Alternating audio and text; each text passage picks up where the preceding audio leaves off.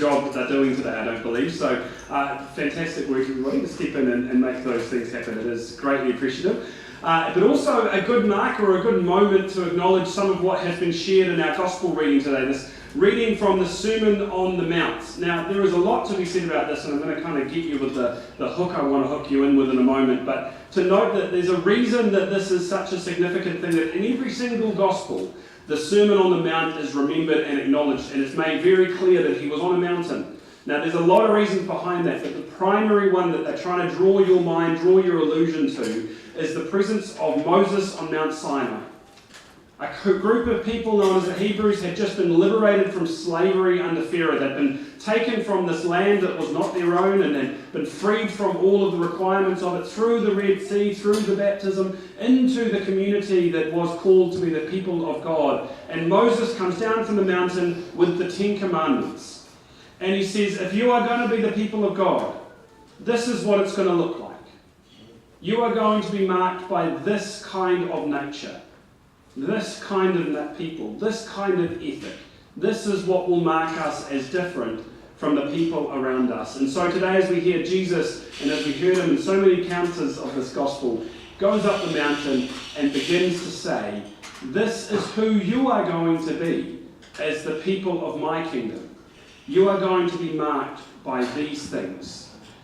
Now the challenge with that, and particularly as we come to the version of it that we encounter in Luke, is that it was quite easy to relabel the church as the first church of Christian masochism.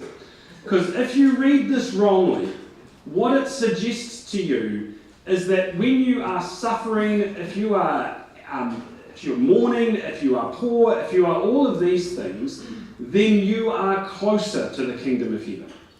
And that is not what Jesus is trying to say, and hopefully as I share today, it is actually about an inversion of expectations and hopes, rather than a statement that you must suffer, you must be poor, you must be rejected. Those things will come, I guarantee it, but they are not a requirement of the kingdom of heaven. But as I sort of begin that, what I want to do is note something that has bugged me since I saw it yesterday afternoon in the news, amongst other things, which was the presence of Destiny Church protesting via a haka at a Pride festival. Now, beyond wanting to get into the politics of that, not even the theology of that, what I am drawn to remember is anger. What I am drawn to remember is a threat of violence. And what I'm drawn to remember is a statement that you are not worthy of us. Those are powerful statements that were made in that protest. But I wonder whether they have ever read Luke chapter 6. Does a church look like that in its best form? Are those the hallmarks of the people of God? Is that how we are called to make our statements in the world? I would argue that it's not. Because what I believe I saw yesterday was the greatest threat that faces the church on a regular basis, which is that we can come to believe ourselves to be in a position of such holiness and righteousness that we start to make claims about those who we think are not, as though they are outside of the human race. And by virtue of that, we start to make statements about ourselves that say that we are not of the race of sinners. One of the perils of our ethics is that it sets us up as somehow holier than other people, as though our sins are not as bad as other people's. And so regardless of your theological or political spectrum, regardless of even how you understand that event and whether you are for it or against it, I would stand here challenged by the idea that that is how Jesus would ask us to respond. And it comes back to a word that was shared in our Old Testament reading today. It was about the heart. That is, the heart is our greatest challenge. That is the heart that we can't really see into, we can't understand, we don't know. And I look at a moment like that and say, is that going to change a heart?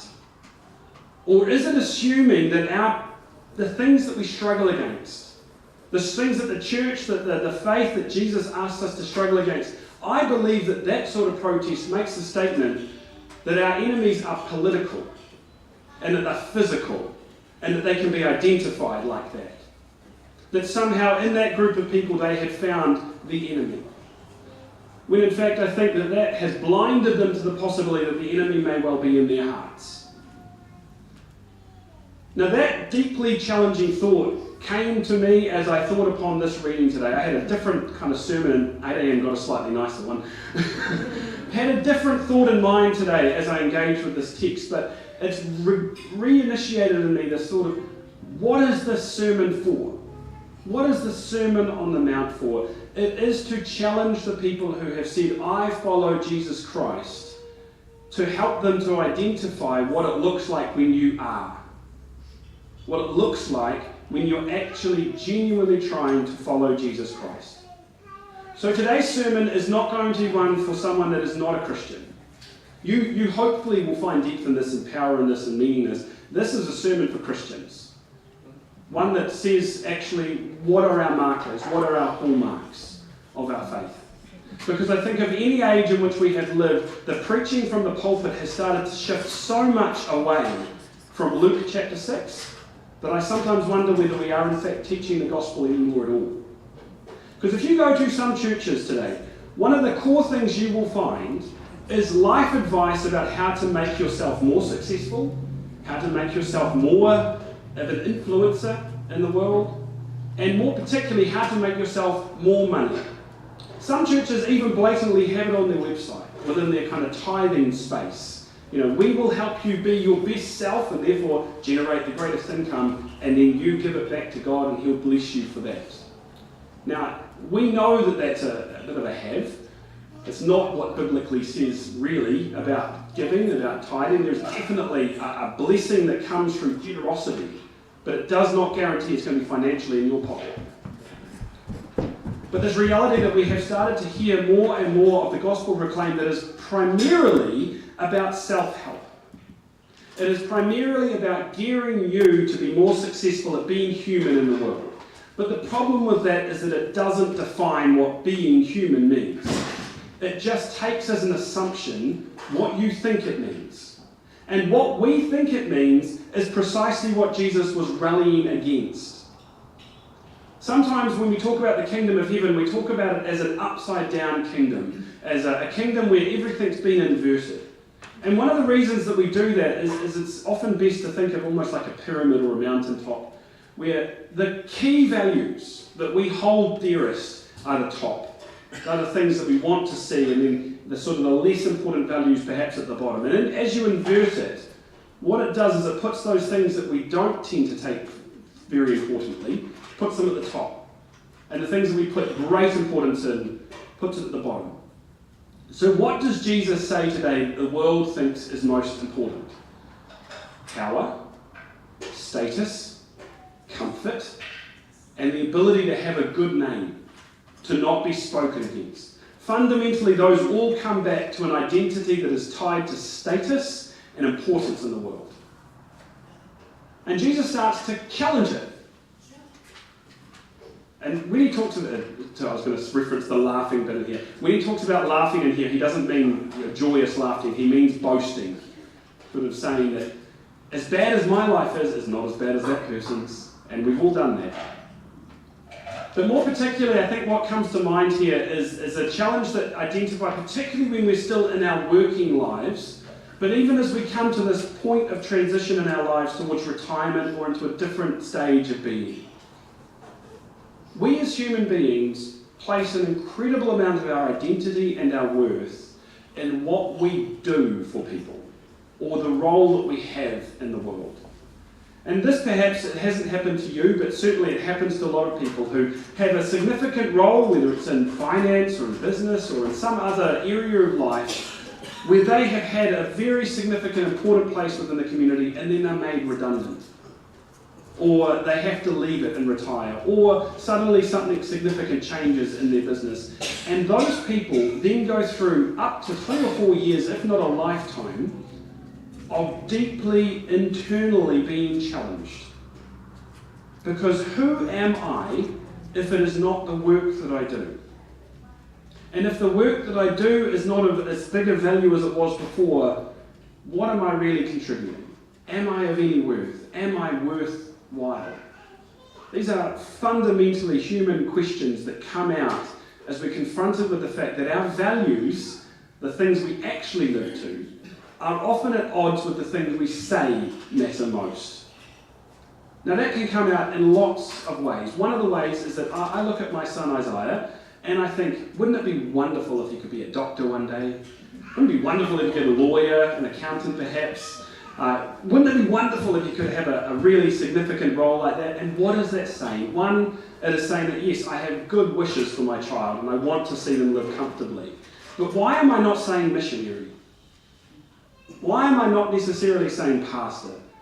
Why am I not saying someone who sleeps rough in order to bring comfort and joy to a community that have to sleep rough? It's because fundamentally I have been trained, as we all have, to honour some values higher than others. And Jesus comes along and says, if you're already comfortable, good. Don't expect more. If you're already wealthy, good. Don't expect more. What he is fundamentally doing is actually challenging us on our prioritization of things. And in the world as it is, in most of our natural positions, we don't tend to look suspiciously, some of us do more than others, at moments when we're comfortable, or moments where we're wealthy, or moments where we have what we want, or moments in which things are going well. We tend to think of those things as things to be treasured. We talk about them as blessings that we should embrace and live in because you don't know what's coming next.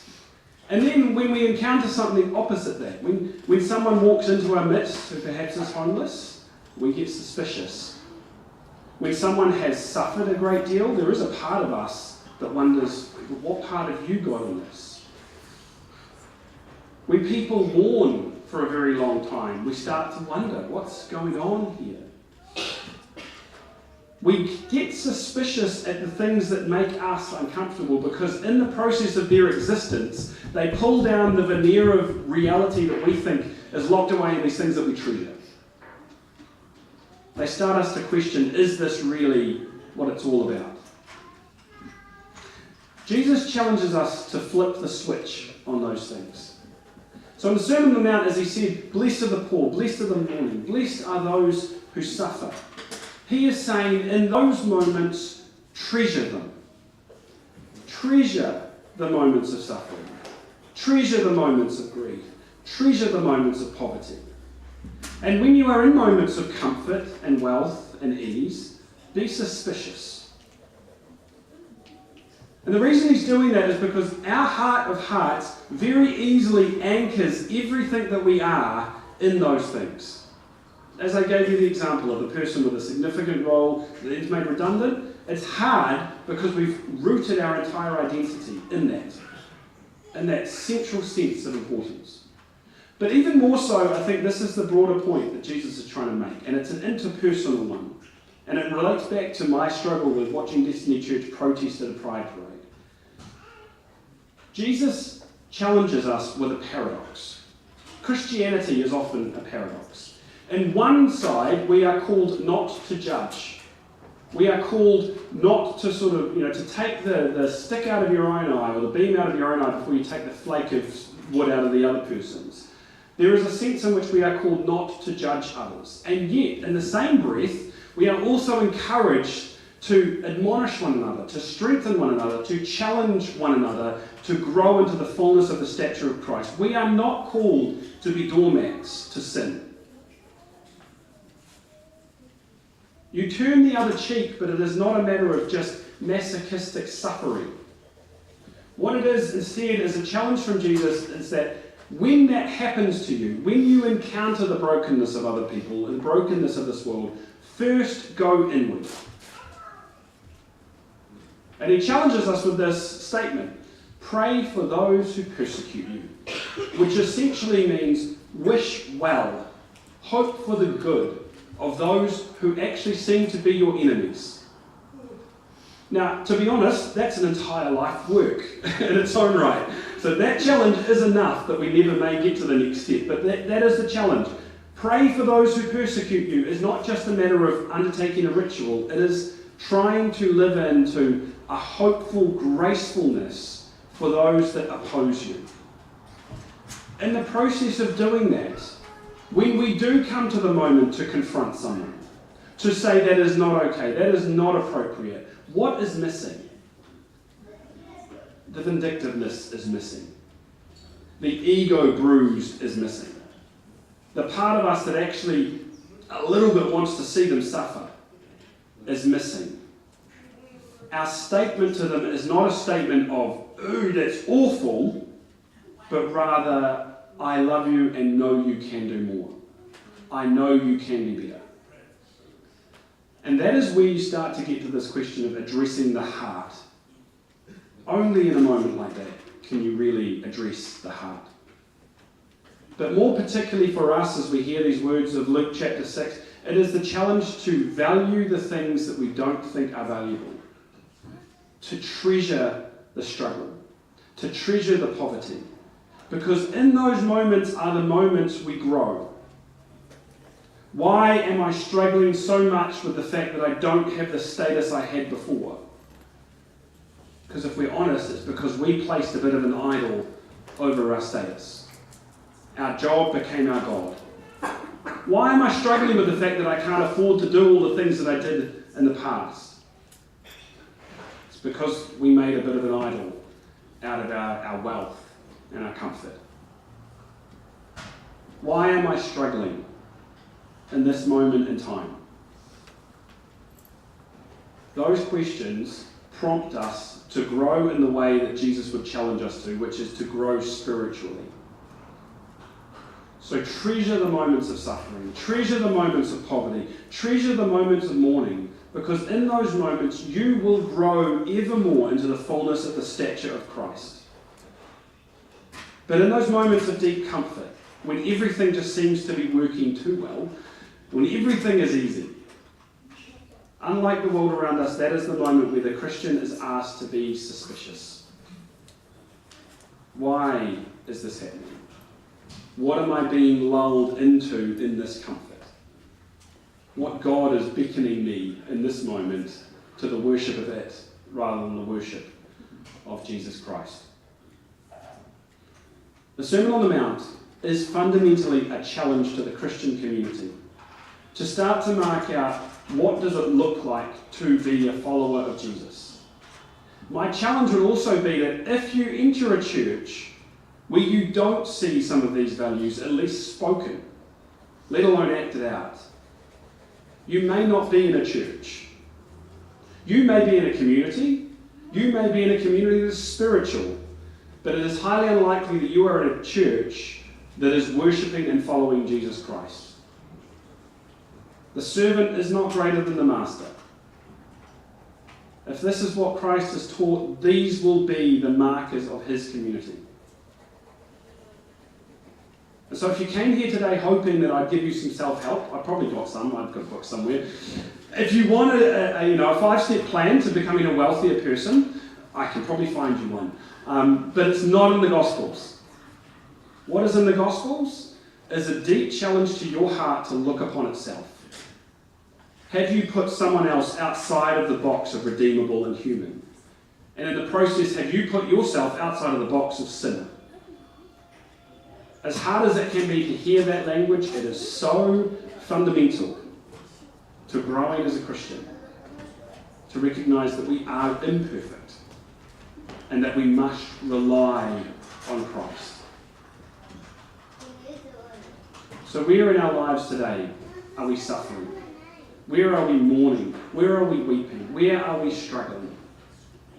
How can we in that moment treasure it as a time in which God is asking us to continue to grow? Not just as a time in which God may have abandoned us, or in which my self-help regimen has not been as easy as it was before. The ultimate goal of the Christian and of the church is to grow each and every single one of us into the fullness of the stature of Christ. God does not care about your bank account. God does not care about how comfortable that is. He cares about the heart and the transformation that comes when we engage faithfully with what Jesus teaches. So where can we embrace what God called us into? And where might we need to be more suspicious of what we have found ourselves a part of. Amen.